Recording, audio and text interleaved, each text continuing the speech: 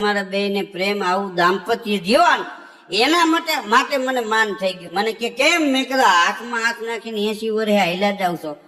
તો આમ નેજવું કરીને મને કે પ્રેમ કાંઈ નથી, આને મૂકી દઉં ગમે એની દુકાનમાં કરી જઈને 2000 માં ઉતારે.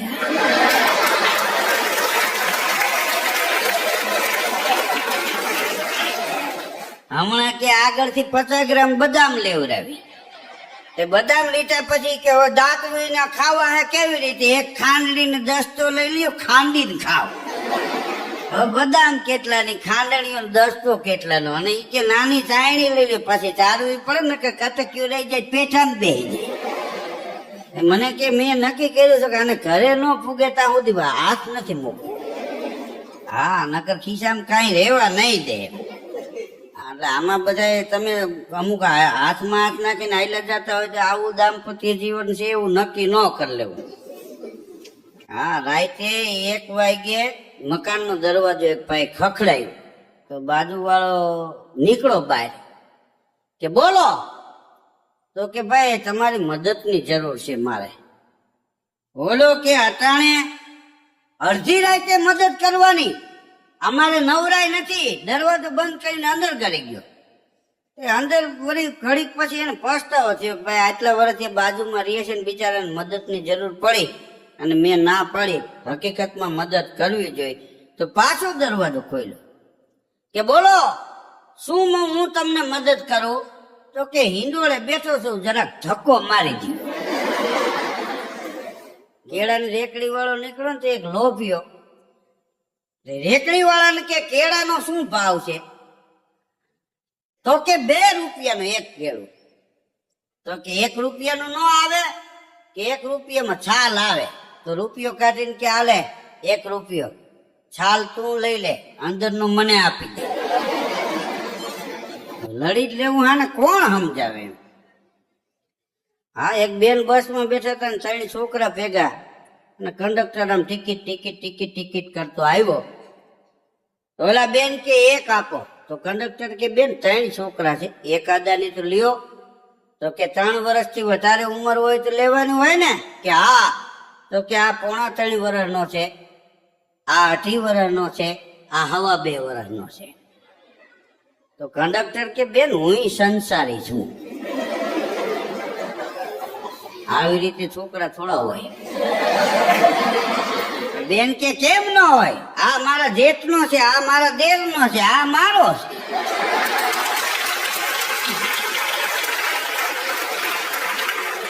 હા, પછી તો કંડક્ટર ને મોજ આવી ગઈ કે બેન હવે તમારે નથી જોતી. આટલા વર્ષ નોકરી કરી ત્યારે મને આ જ જાણવા મળ્યું. એમ બધા ભેગા રહેતા હોય તો બહાર ગામ જાય તો દેરના જેઠના છોકરા હારે હોય. હમણાં એક ભાઈ મને એકદી પૂછ્યું, મને કે ધીરુભાઈ વાર કેટલા? મેં કીધું 7. મને કે ખોટી વાત છે, 8 વાર હોય. મેં કીધું ગણજી, મેં એના મોઢે જ ગણાવ્યા. મને કે સોમ મંગળ બુધ ગુરુ શુક્ર શનિ રવિ. મેં કીધું 7 થયા. મને કે ના 8 વાર હોય, એટલે તો આપણે અઠવાડિયું કહીએ છીએ, આવતા અઠવાડિયે લઈ જઈજો. 7 વાર હોય તો એમ ન કઈ આવતા અઠવાડિયે આવજો. 8 વાર હોય પણ કીધું તે જ ગણ્યા. મને કે 7 વાર અને 8મો પરિવાર. એક પરિવાર સારું હોય ને એના 7 વાર સારા જાય.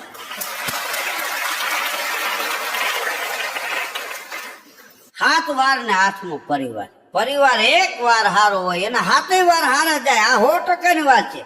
અમે એક જગ્યાએ પ્રોગ્રામમાં જતા હતા, એક ગામમાંથી આમ નીકળ્યા ગાડી લઈને. એક બાપા લાકડી લઈને આખા ઘરને મારતા હતા. 2-3 જણા આડા ફરતા હતા પણ બાપા લોટકા. હા, તે લાકડી મૂકતા નતા. બોલો, અમે ગાડી ઉભી રાખીને હું દોડીને ગયો, નહીં બાપાના હાથમાંથી લાકડી પકડી. મેં કીધું રેવા દ્યો. મને કે તમે તો ઓલા કલાકાર કે નહીં? કીધું હા. શું કામ બધાને મારો છો? મને કે મારવા પડે એવું ભાઈ. હા, હું કઈ મને આનંદ આવી જાય ને લાકડી હમેરતો હોય. પણ મેં કીધું કારણ હું? મને કે કારણ કહીશ ને તો તમે મારશો. હા, નહીં એના કરતા હું ઘરનો તો ખરો. પણ મેં કીધું મારવાનું કારણ હું આખા ઘરને? પછી એને મને માંડીને વાત કરી. મને કે હું નાનો હતો ને ધીરુભાઈ તો મારા બાપુજી મોટા ભાઈ ની કે બે ચાલુ મનો તને ખબર ન પડે તો કે હું છાનું મૂનું થઈ જતો કે હશે આપણને ખબર નહીં પડતી હોય. તો કે આવું 25 વર્ષ હાલ્યું. આ 25 વર્ષ એ કે મારા લગ્ન થયા ને પોખાણો હા પીઠી ચોળી 25 વર્ષ સુધી ઓમ પીઠી ચોળી 25 વર્ષે આમ ચોળી. એમ વાણંદ કેમ એક હાથ હવરો મારે બીજો હવરો ઉપાડે. મને કે લગ્ન થયા તો મારી ઘરવાળી એક દી મને કે બેહો થાનું મુના તમને આમાં ખબર ન પડે. તો કે મને એમ થયું કે નકામું ઘર ભાંગે એના કરતા હાલો નથી ખબર પડતી. મને કે તોય હું છાનું મુનું થઈ ગયો. મને કે હવે દીકરાની કેળે દીકરા થયા આજ હજી કેતા હતા તમને ખબર ન પડે તે મને ખબર પડશે કે દી કે હા મૂકી ગયો. મને કે આજે આખા ઘરને ખબર પાડી દેવી છે. ત્યાં વળી બાપાના ભાઈ આવ્યા. મને કે હવે ઈ લીધી હઠ નહીં મૂકે જીદે ચડી ગયા જીદે. હવે કીધું જીદે ન ચડાય બહુ એવું લાગે જાળવે ચડી જાય. આમાં જીદ ન કરાય. પરિવારમાં જીદ ન હોય. હા જીદ તો પ્રેમમાં હોય બાકી ક્ષમા હોવી જોઈએ સમાધાનમાં તો જ સમાધાન થાય નહીતર સમાધાન ન થાય. સમાધાન કરવા ભેગા થયા 2 મદદ બીજા થાય. હા ચૈત્ર મહિનામાં તો અહીં તમે જો રાજકોટમાં તો આપણે મજા છે. નવરાત્રીમાં બધા નોરતામાં રમતા હોય. ગણેશ મહોત્સવમાં ગણપતિ બાપા મોરિયા ઘીમાં લાડુ ચોરિયા. આ હનુમાન જયંતિમાં ધરણાટી બોલતી હોય. આ તમામ તહેવાર રાજકોટમાં ધામધૂમથી ઉજવાય છે. એમાં ચૈત્ર મહિનામાં તો પિતૃ કાર્ય ને માતાજીના માંડવા ખમા ખમા થતું હોય. બોલો એમાં એક ભાઈ માંડવામાં ધોઈણો એક જણો પગે લાગ્યો કે માગ માગ ખમા. તો કે હે માં અનામત આપો. માગવાનું હોય માગીએ તો નાથ નો પાડે ના નો માગવાની હા પ્રભુ નો પાડે પાલિયા. તમે જો જીવનમાં બધી વસ્તુ મળી જાય ને તો એની મજા નથી હોતી. પણ જીવન જીવવા માટે ક્યારેક એકાદી ખામી રહી જતી હોય ને તો જીવવાની મજા આવે છે. બધી વસ્તુ મળી જાય તો જિંદગીની મજા વહી જાય છે. સુખની મજા દુઃખ હોય છે. એકાદી ખામી હોય તો જીવવાની મજા આવે. પાયલોટ ને હમણાં એટેક આવી ગયો દવાખાને લઈ ગયા. હા ડોક્ટર ચેક કરીને તપાસીને કે બલૂન ચડાવવું પડશે. બાજુમાં રખો ઉભો તો એ કે પેલા હાજો કરો પછી બલૂન ચડાવે ને. હવે સાહેબ કે તું વયો જા તને ખબર ન હોય કયું બલૂન. તો પાયલોટ બોલ્યો એ કે બલૂન ચડાવો કે એરોપ્લેન ચડાવો કે હેલિકોપ્ટર ચડાવો પણ મને અહીંથી છૂટો કરો. હા આપણા રાજકોટમાં કેવા કેવા દવાખાના કેટલી કેટલી સુવિધાઓ કેટલી સંસ્થાઓ. બોલો અહીંયા કોઈ ન હોય દવાખાનામાં દાખલ થઈ જાય ને સરકારીમાં આ તો લોકો ફ્રૂટ આપી જાય ને સવારમાં શીરા આવે અમુક હાજા થઈ જાય તો 15 દી નથી જતા. હા હમણાં એક ભાઈ તો નાખી ગયો દેશી ટ્રેનના પાટામાંથી લાંબો છે ને ભૂતેલો.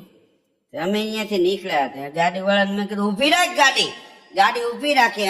હું ઉતરીને ગયો એલા કીધું આઈ હુવાય. તો મને કે કેમ ન હુવાય આઈ ન હુવાય તો ક્યાં હુવાય. અરે કીધું ટ્રેન આવશે કપાઈ જાય. મને કે ઈ તમારો વેમ છે. હમણાં ઉપરથી પ્લેન ગયું તોય કાંઈ ન થયું. ટ્રેનમાં શું થવાનું. હમણાં એક ભાઈ નું એક્સિડન્ટ થઈ ગયું તે દવાખાને બધા એને લઈ ગયા.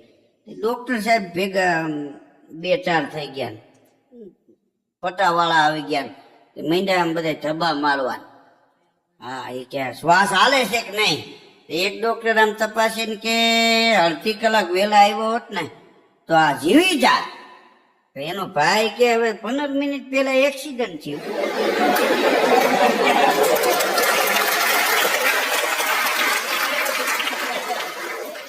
ગામડામાં વાળી 5-6 જણા ભેગા થઈ ગયા ને પાર્ટી કરી દારૂની.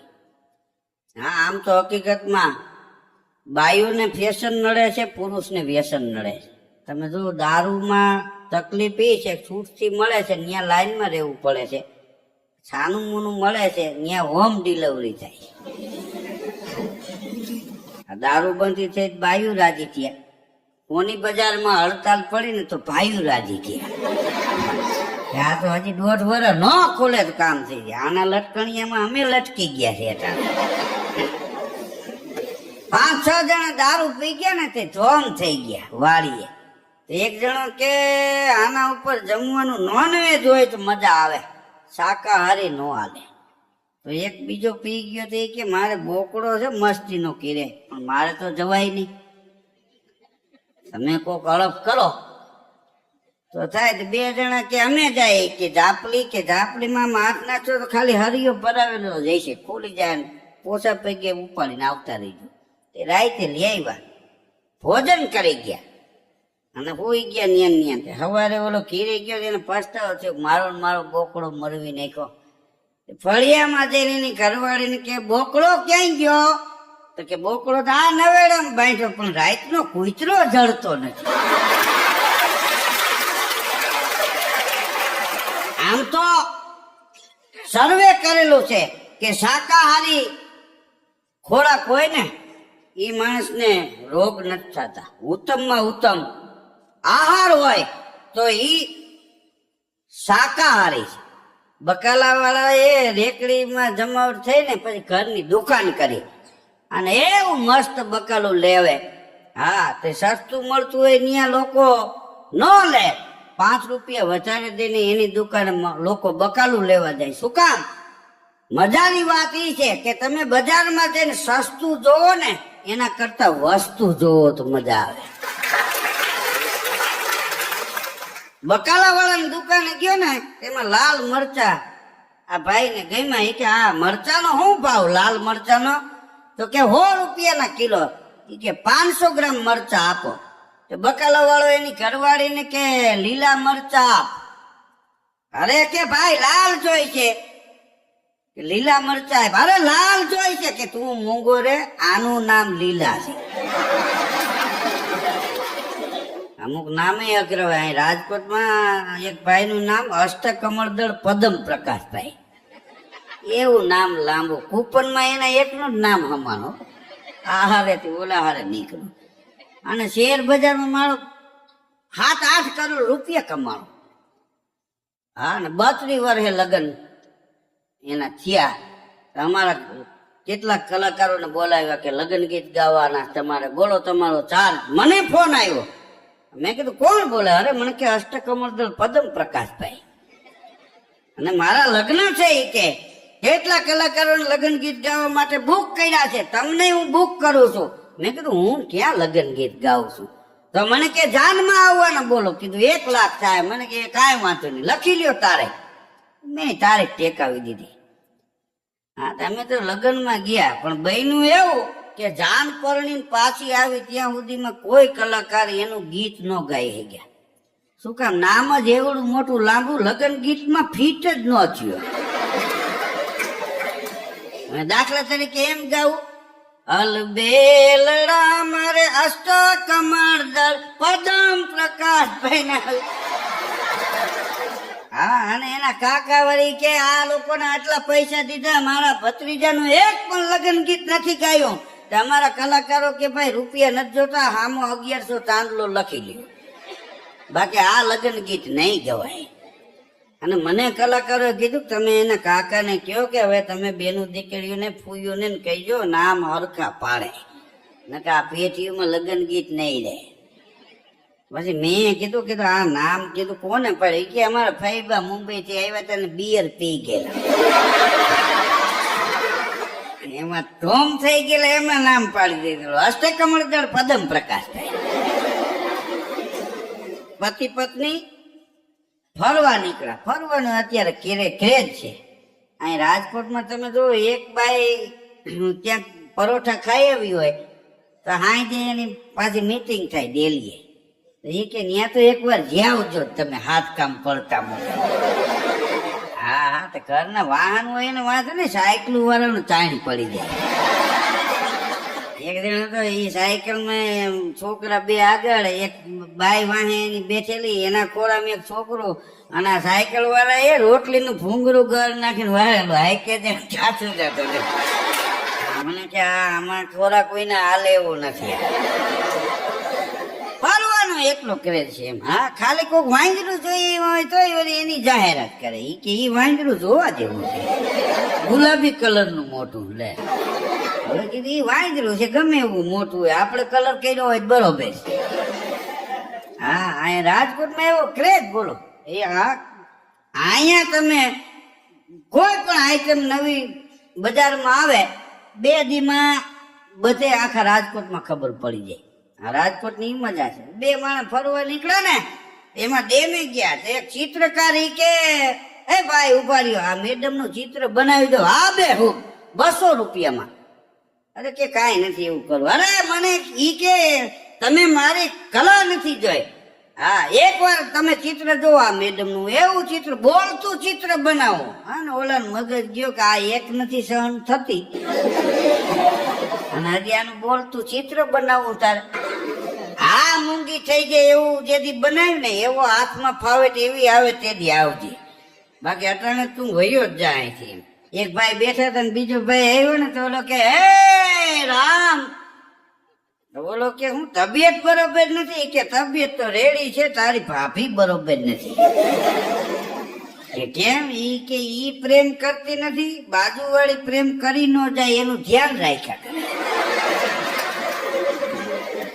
હા, એ કે હું મોટરસાયકલ લઈને જતો હતો તો કે અસ્મિતા ભાભી ને ત્યાં કેમ ધીમું પાડ્યું, કે સામેથી ખટારો આવતો હતો.